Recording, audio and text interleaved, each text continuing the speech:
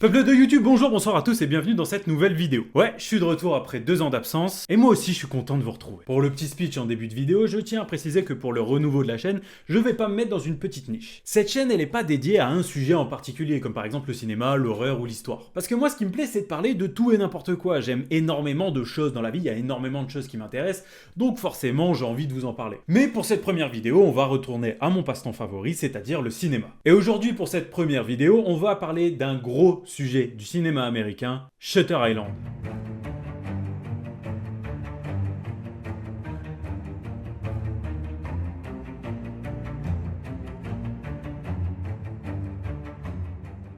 Sorti en 2010 et réalisé par Martin Scorsese, Shutter Island se place aujourd'hui comme un monument du cinéma américain. En 1954, deux marshals des États-Unis se rendent sur l'île de Shutter Island, et plus précisément dans l'hôpital psychiatrique d'Ashcliffe, asile reconnu pour recueillir des patients extrêmement dangereux. Et là, une patiente du nom de Rachel Solando, une femme qui a assassiné ses 3 enfants en les noyant, est portée disparue. Le marshal Edward Daniels, interprété par Leonardo DiCaprio, et son acolyte Chuck Hall, interprété par Mark Ruffalo, sont chargés de retrouver cette patiente et d'expliquer comment elle a pu s'échapper dans un asile extrêmement bien sécurisé. Mais l'enquête devient très vite mystérieuse, tous les indices portent à croire que Rachel Solando n'a pas forcément disparu. Sur cette île existe un phare que tous les éléments d'enquête désignent. En 1954, il était de rumeur que les asiles expérimentaient des choses sur le cerveau de leurs patients, notamment des expériences sur le cerveau et toutes les pathologies liées. Expériences évidemment qui justifiaient comme étant pour l'avancée de la science. Après tout, Léonard de Vinci n'a-t-il pas fait exactement la même chose illégalement pour l'avancée de la science? Et dans ce film, tout nous porte à croire que Rachel Solando s'est enfuie car elle savait très bien ce qui se tramait dans le phare et qu'elle voulait pas être une expérience. Une enquête bien facile, me direz-vous, car il suffit d'aller jeter un œil dans le phare. Eh bien, pas tant que ça. À l'intérieur de l'intrigue se trouve une autre intrigue. Et pour la découvrir, penchons-nous un peu plus précisément sur le personnage de Leonardo DiCaprio, le marshal Edward Daniels, surnommé Teddy. Nous apprenons que c'est la première fois que Teddy et Chuck travaillent ensemble. Donc du coup, ils se connaissent pas très bien. You okay, boss? Dans une scène où on comprend que l'enquête tourne un peu en rond, Teddy avoue à Chuck qu'il n'est pas venu sur cette île uniquement pour retrouver Rachel Solando. En réalité, il a eu l'information qu'un certain Andrew Ledis se retrouve aussi à Shutter Island. Nous apprenons par la suite qu'Andrew Ledis est l'homme qui a tué la femme de Teddy en mettant le feu à son appartement. Et d'ailleurs, Teddy cauchemarde encore beaucoup sur ce drame. Sur ça et sur les horreurs dont il a été témoin pendant la Seconde Guerre mondiale. Too many to count.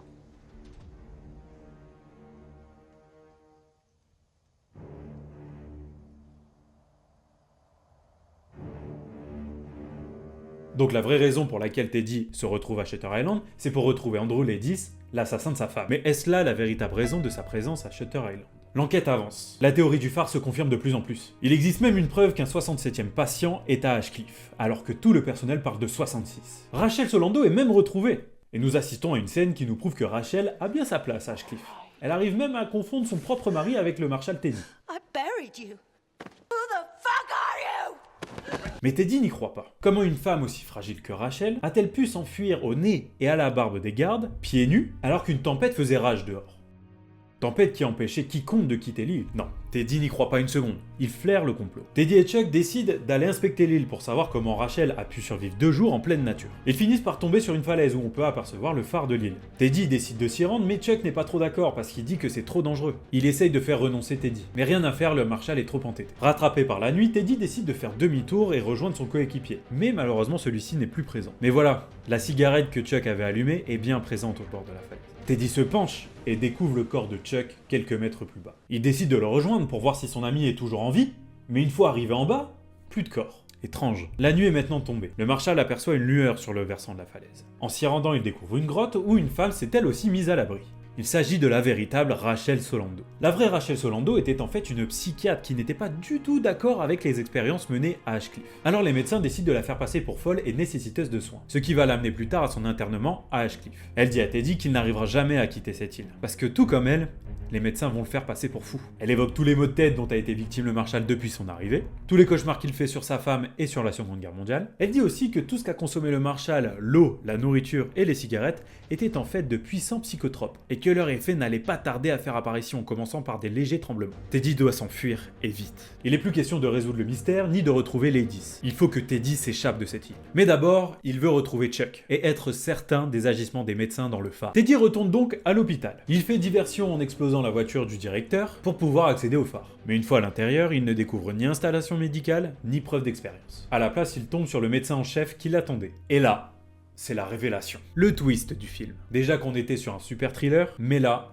on arrive à un tout autre niveau. Le docteur dit à Teddy qu'il est fou, que toute cette enquête n'est en fait qu'un vaste jeu pour lui faire comprendre son délire, et que tout ceci ne tient pas debout. Et que la vérité, c'est que c'est lui-même, Andrew Laedis. Le docteur a mis toute cette enquête en place pour faire revenir Andrew à la raison, car celui-ci a utilisé le marshal Edward Daniels pour fuir la réalité. Réalité bien triste. La réalité, c'est que c'est lui-même qui a assassiné sa femme, qui avait, dans un accès de folie, noyé ses 3 enfants.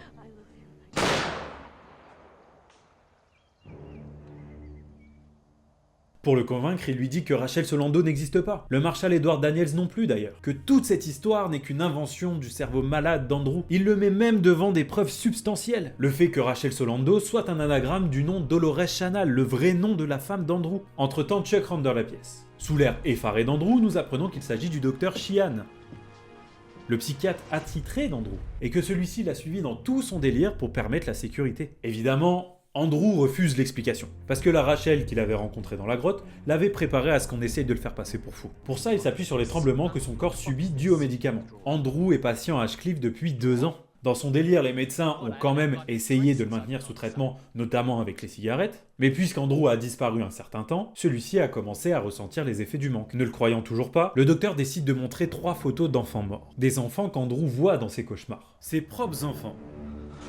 Là, le doute n'est plus possible. Il attrape alors son arme de service posée sur le bureau du docteur et tire 3 coups. Andrew, please don't. Il lui fallait une preuve qu'il ne peut même pas se fier à son propre esprit. Ne pouvant plus supporter ce flot d'émotions et la vérité qui refait surface, Andrew s'évanouit. À son réveil, il est de nouveau Andrew. Il est conscient de lui-même, signe qu'il a enfin accepté la réalité. Cependant, le docteur lui apprend que c'est pas la première fois qu'Andrew devient Teddy, et que à chaque fois, c'est un recommencement, avec toujours la même enquête, toujours le même dénouement. C'est comme une remise à zéro, sauf que cette fois ce sera le dernier essai pour maintenir Andrew dans la réalité. La scène suivante, nous voyons Andrew assis sur des marches d'escalier. Le docteur Sheehan le rejoint, et tous deux commencent une conversation. Sauf qu'Andrew recommence à l'appeler Chuck. Le psychiatre comprend que Teddy est malheureusement de retour. Il fait donc un signe de tête à ses compères pour signaler que c'est un échec. Et cela va signer l'arrêt de mort d'Andrew. Avant de se lever, celui-ci adresse une dernière question à son psychiatre. Which would be worse? To live as a monster? Or to die as a good man? Le spectateur comprend alors que Andrew est bel et bien lui-même. Nous pouvons supposer que Andrew ne supporte plus la réalité, et que Teddy n'étant plus là pour l'aider, il préfère choisir d'en rester là. Sacré film, n'est-ce pas? Et si je vous disais qu'il est encore mieux que ce que vous imaginez? Eh oui, en fait, on peut deviner le twist du film dès le début. Pour ça, Scorsese a décidé de disséminer quelques petits indices. Mais il faut avoir les yeux grands ouverts. Petit exemple au tout début du film. Boys seem a little on edge, Mr. McPherson. Right now, Marshal, we all are. En fait, les gardes sont tendus parce que le fou furieux est dans la voiture. C'est lui le taré de l'histoire. 2 événements viennent s'ajouter tout au long du film. Chucky a du mal à enlever son arme de sa ceinture alors que ça fait 4 ans qu'il est Marshal. Cette scène où Teddy interroge une patiente et où elle boit un verre d'eau imaginaire, le film est parsemé de petits indices comme ça. Parce que le réel intérêt d'un thriller, c'est essayer de deviner la solution avant la fin du film. Le discours de Rachel Solando, le fait que Teddy interroge soudainement la patiente sur la présence d'Andrew Laedis dans les locaux, et celle-ci commence à paniquer, parce qu'Andrew Laedis est en fait en face d'elle.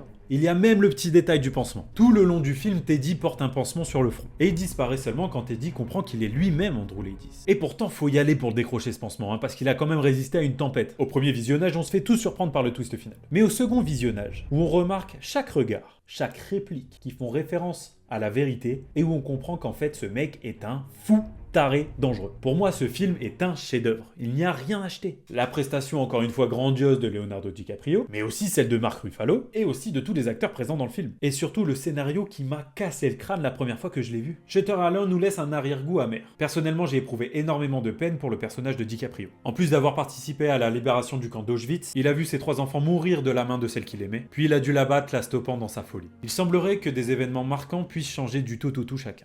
Et il semblerait aussi qu'à l'intérieur de nous réside probablement le pire des monstres.